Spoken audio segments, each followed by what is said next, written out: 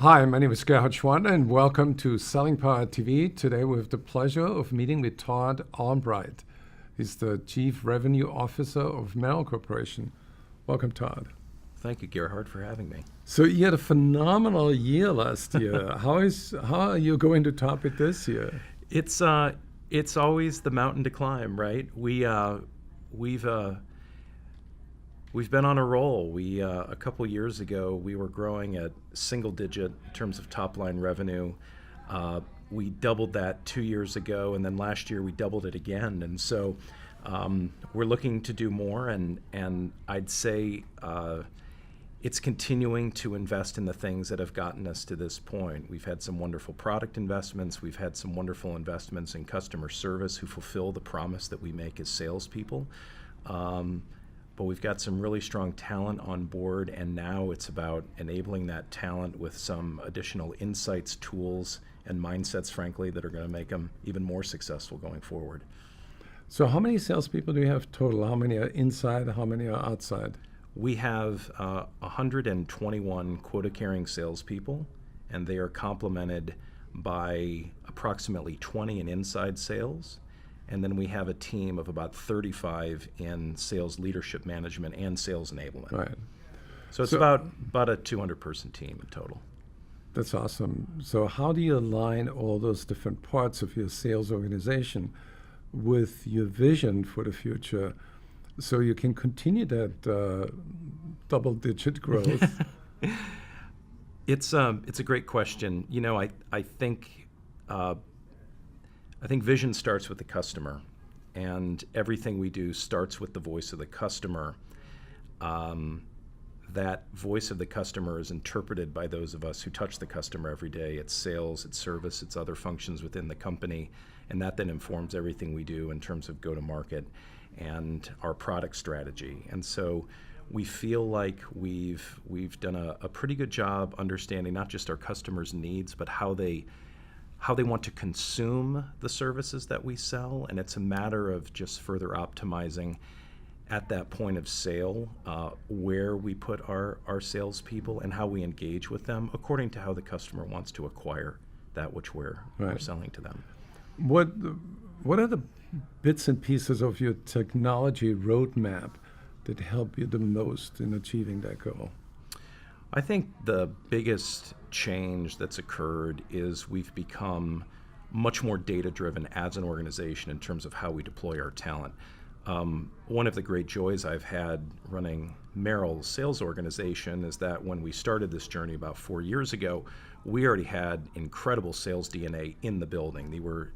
These were exceptionally talented athletes. However, they got up as individuals every day, dutifully served their customers in their local market, but there wasn't a lot of science or process or frankly analytics behind how they were going to market. And I think what we did is we complemented that talent with a bunch of new hiring. And so we've roughly doubled the size of our sales force over the last 24 months.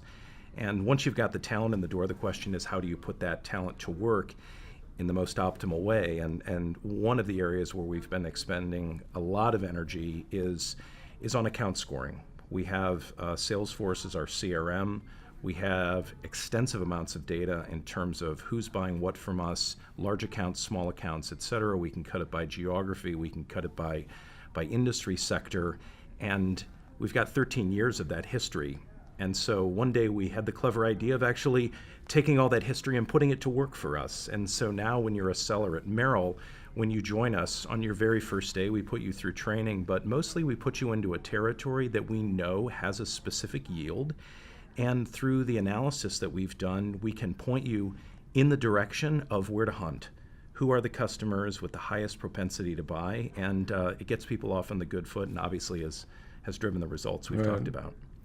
So I know from other conversations we had that your company has gone through a digital transformation journey, and you moved from being a reactive organization to a predictive organization. Yeah, that's well stated. I would say the biggest cultural transformation within our sales organization is our go-to-market model had been historically very much relationship-based. sellers always have to have wonderful relationships, but it was more of a book of business, go-to-market model. Our individual sellers made connections with individual buyers, and those individual buyers could live in various organizations. There was no real common go-to-market methodology or strategy, and the big shift is we moved from relationship-based selling to what we call target-based selling, where you have a defined territory of accounts that you hunt in, and we can help point you in the right direction. Certainly there's always collaboration. The nature of our sale is a highly influenced and network sale. We surround deals. You'll have multiple parties involved. But it very much has been a more proactive hunter, if you will, philosophy, which is an adaptation from the farming we were doing before. Right. To what degree are your salespeople more consultants that identify opportunities to create value within the customer organization? I think one of the luxuries we have in our industry is that for many of the opportunities we pursue, the service they are buying from us is a must-have. There is a compelling. It's the greatest luxury in sales. You go public, you need Merrill. You need Merrill. Right. If you are in the middle of a sophisticated merger or acquisition, you need the data site virtual data room that we sell. And so we start with a compelling reason for the customer to buy. And I would say our sale becomes consultative in the sense that we do about 10,000 of these transactions per year. We've done well over 100,000 transactions in our history. We're growing at 25%. So we have deep knowledge on what makes transactions successful or fail. And from that perspective, we can bring that wisdom, if you will, to the process, and the customers certainly value it. Right. So your software is almost like, to create a metaphor, like a digital handshake between companies that don't know each other. I like that. Is that trademark? Can I use that? Or you can use that. Okay. Yeah, it is. The metaphor is apt because what we sell are virtual data rooms, and that data room is really used to complete what is commonly known as the due diligence phase of any merger or acquisition. Right. And you and I may agree on buying or selling something, like you're buying a house, pending an inspection report and financing and all those things. It's just like buying a company.